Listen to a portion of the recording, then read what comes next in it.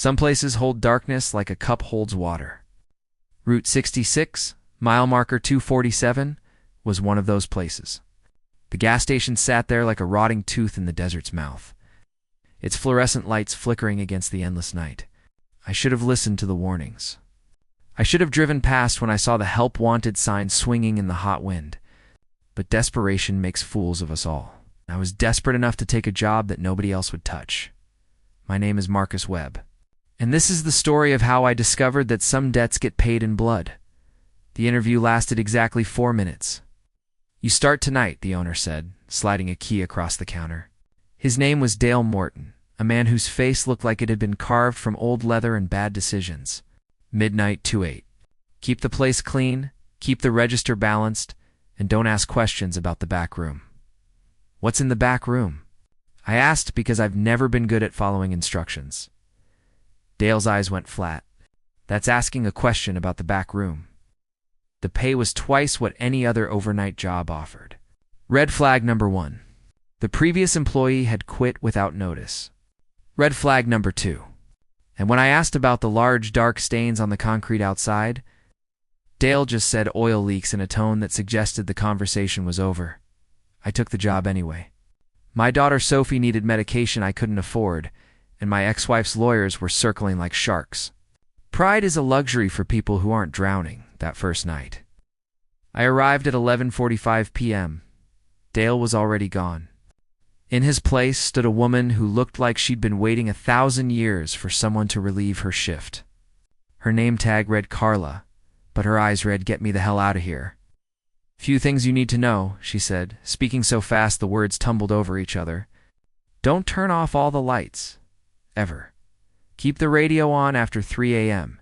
If someone comes in and asks for diesel, tell them we're out even if we're not. If you hear scratching from the back room, ignore it. If you smell copper, lock the doors and wait in the office." "And most important, Carla," "Slow down," I interrupted. "What are you talking about?" She looked at me with something between pity and relief. "You'll understand soon enough. Or you won't, and that'll be better for you." She grabbed her purse and practically ran to her car, leaving me standing in a puddle of fluorescent lights surrounded by miles of darkness. The first 3 hours were normal. A trucker bought coffee and complained about his dispatcher. A young couple giggled as they bought condoms and energy drinks. An old woman purchased lottery tickets with shaking hands, whispering prayers to saints I'd never heard of. At 3:17 a.m., the lights flickered at 3:18 a.m. I heard the scratching. It came from the back room, just like Carla had warned. A soft, persistent sound, like fingernails on wood. I told myself it was rats. The desert was full of rats. But rats don't scratch in rhythm. Rats don't pause when you move closer, as if they're listening. I stood in front of the back room door, my hand hovering over the handle. Dale's words echoed in my mind. "Don't ask questions about the back room." The scratching stopped in the silence that followed. I heard something worse breathing. Slow, deliberate breaths from the other side of the door. Not the quick, shallow pants of an animal, but the measured respiration of something patient. Something that could wait. I stepped back, my heart hammering against my ribs. The door handle began to turn. I did the only reasonable thing. I ran back to the counter, grabbed the baseball bat Dale had left under the register, and tried to remember every horror movie rule I'd ever learned. Don't split up. Don't investigate strange noises. Don't read from the ancient book. And definitely don't open doors when something on the other side is trying to get out. The handle stopped turning. The breathing ceased. And then I heard something that made my blood freeze. Laughter, not the maniacal cackling of a madman, but the quiet, amused chuckle of someone who knows a secret. Someone who knows what's coming. I gripped the bat tighter and watched the security monitors. 4 cameras covered the station. 1 for the pumps, 1 for the main floor, 1 for the parking lot, and 1 for the back room. I'd never bothered checking the back room feed before. I looked at it now. The screen showed a concrete room with metal shelves, stacked with supplies, normal, boring, except for the figure standing in the center. Facing the camera, it was tall, too tall for the 7-foot ceiling, its head bent at an unnatural angle. Its limbs were too long, too thin, like they'd been stretched on a rack. But what made my bladder threaten to let go was its face. It wore a face like I wear a jacket something put on for convenience, not quite fitting right. The features were human enough, eyes, nose, mouth, but they were arranged just wrong enough to trigger every primal alarm in my DNA, and it was smiling at the camera. At me. I grabbed my phone. No signal. Of course there was no signal. The figure on the monitor tilted its head. I swear I heard the vertebrae crack even through the concrete walls. Then it moved toward the door, each step too smooth, like it was gliding rather than walking. I ran to the front entrance and locked it. Then I remembered Carla's words, "If you smell copper, lock the doors and wait in the office." The scent of Koprov. Fresh blood filled the air. I bolted to the small office behind the counter. Slamming the door and pushing Dale's desk against it, the office had no windows. Just walls covered in old receipts and calendar girls from 1987. I crouched in the corner, bat in hand, and tried to control my breathing. The main door to the back room opened with a creak that sounded like a scream, through the crack under the office door. I saw shadows moving. Long, spindly shadows that didn't match any human proportions. I heard footsteps, if you could call them that, moving across the linoleum floor. They stopped in front of the office. "Marcus Webb," a voice said. It sounded like gravel being crushed in a garbage disposal. Born March 15th, 1987, daughter named Sophie. Currently $47,000 in debt.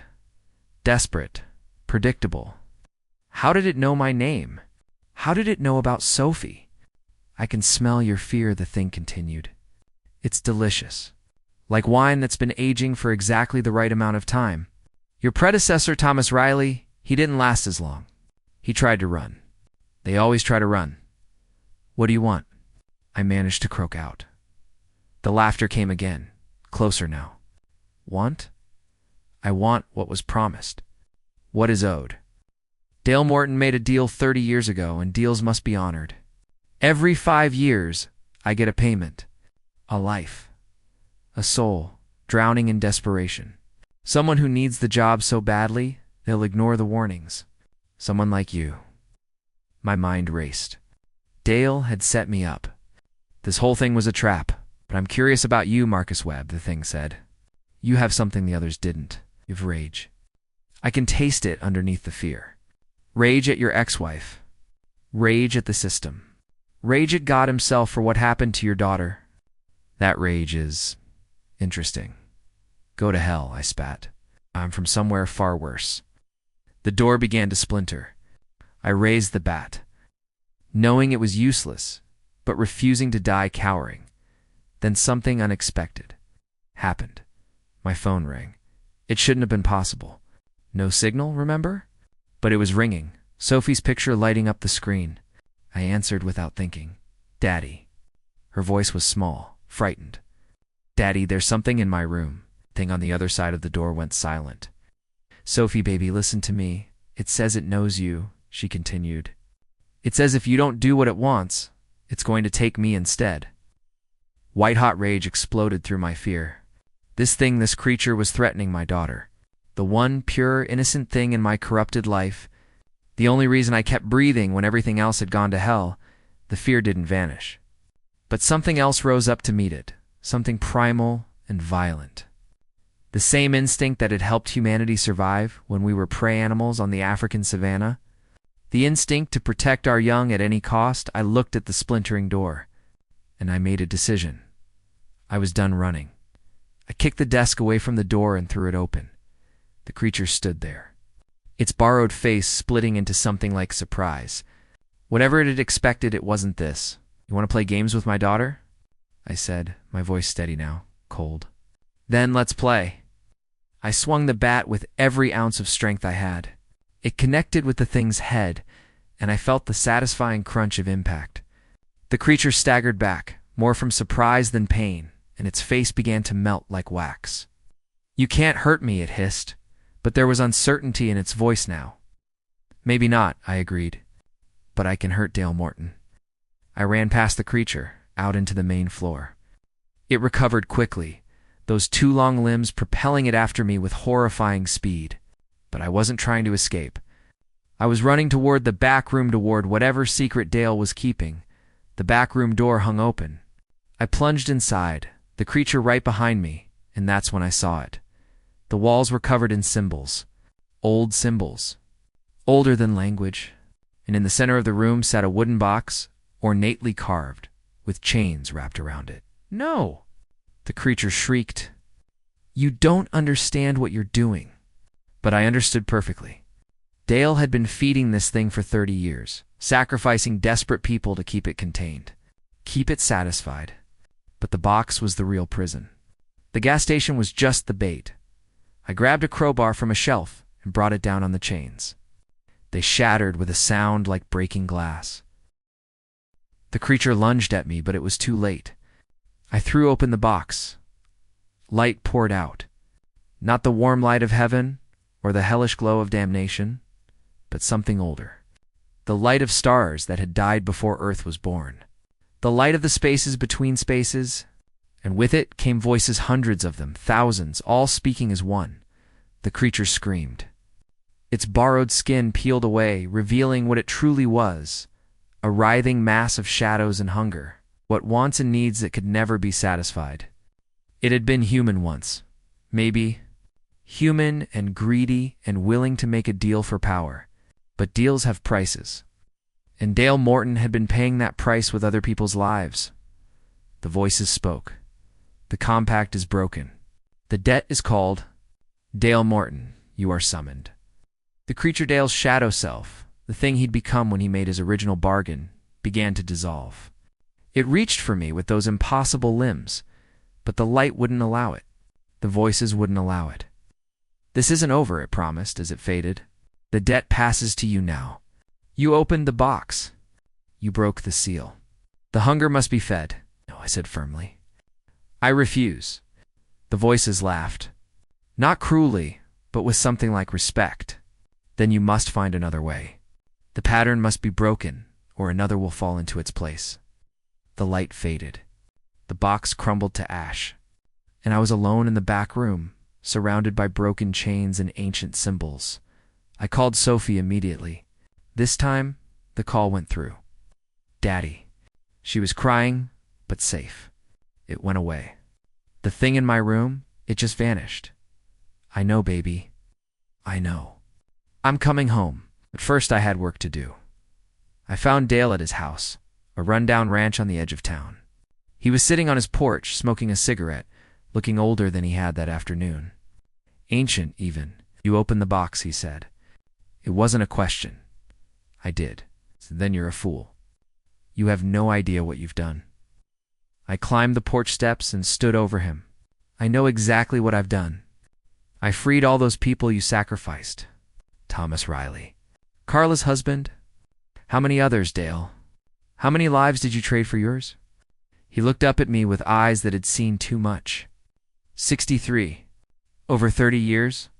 2 per year at first, then 1 every 5 years, when I learned to manage the hunger. You were supposed to be number 64. Why? Why? He laughed bitterly. Because I was young and stupid and afraid of dying.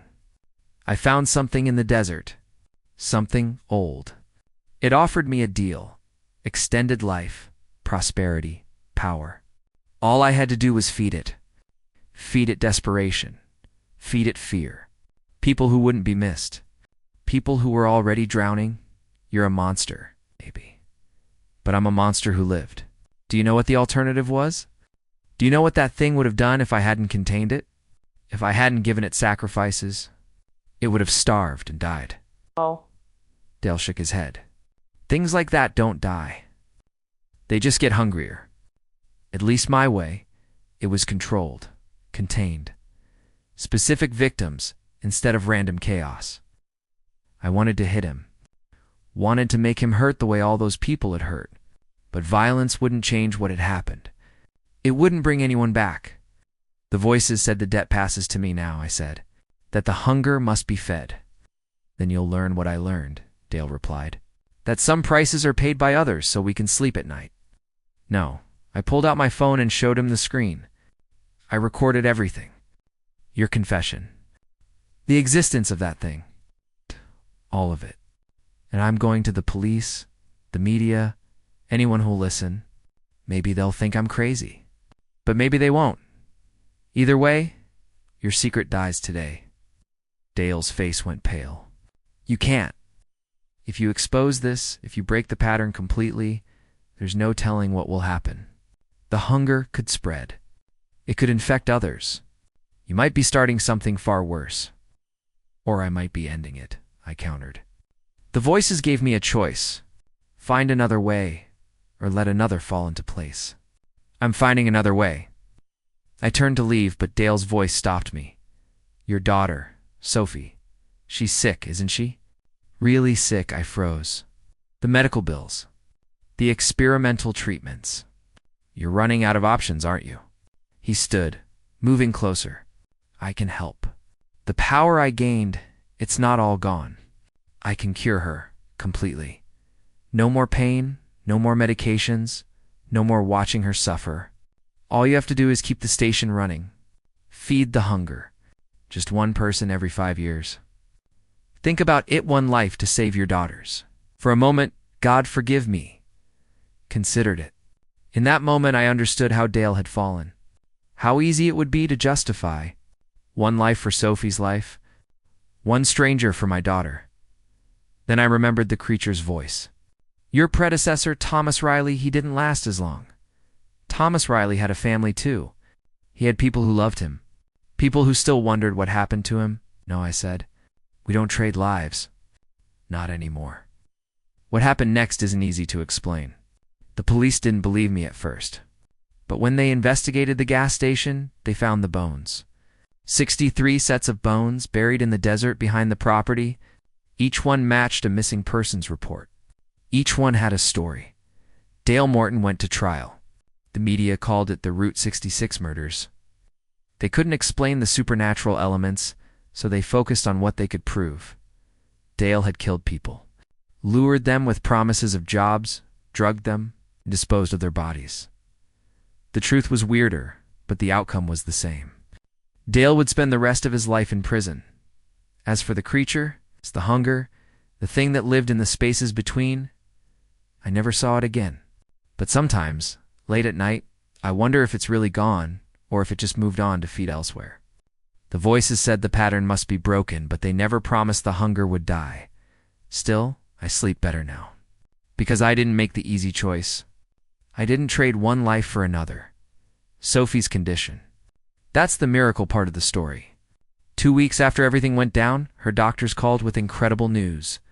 The experimental treatment was working far better than expected. She was in remission. The cancer was vanishing. They called it spontaneous recovery, a miracle of modern medicine. I called it the universe's way of saying that sometimes, when you do the right thing, you get rewarded for it.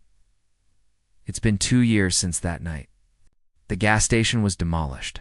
A memorial stands in its place now, listing the names of all 63 victims. Their families finally have closure, finally have somewhere to visit, to grieve, to remember. I wrote a book about what happened.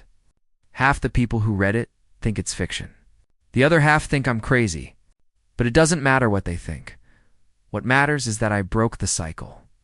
I found another way. Sophie is 11 now, healthy and strong. She wants to be a doctor when she grows up. She wants to help people the way her doctors helped her. Every night, I tuck her into bed. And every night, I'm grateful that I didn't make Dale's choice. Because here's the thing about revenge. It's not always about making the guilty suffer. Sometimes the best revenge is refusing to become them. The best revenge is breaking the chain of pain and saying, this ends with me. Dale Morton stole 63 lives to extend his own. He lived in fear, constantly feeding a hunger that could never be satisfied. In the end, what did he gain? Years of miserable existence, followed by a prison cell. I nearly became him. Nearly sacrificed my soul to save my daughter's body. But I didn't. That choice made all the difference. Last week, I received a letter. No return address, postmarked from somewhere in New Mexico. Inside was a single sheet of paper with a message written in handwriting I didn't recognize. You chose well, Marcus Webb. The hunger sleeps now, satisfied by your refusal. Some debts are paid in blood. Others are paid in courage. You paid yours. The pattern is broken. The road is clear. Thank you. It was signed with a symbol I'd seen before, one of the markings from the back room. One of the ancient signs that had bound the creature. I burned the letter. Whatever entity sent it, whatever force had been at play, I didn't want any more reminders. I'd done what needed to be done, and now I was moving forward. That night, as I watched Sophie sleep peacefully in her bed, I thought about all the people who'd stood where I stood. All the desperate parents who'd been offered terrible choices. Some had taken Dale's path. Some had refused and lost everything. I'd been lucky. Lucky that the universe, or God, or whatever force governs these things had shown mercy. Lucky that doing the right thing hadn't cost me everything.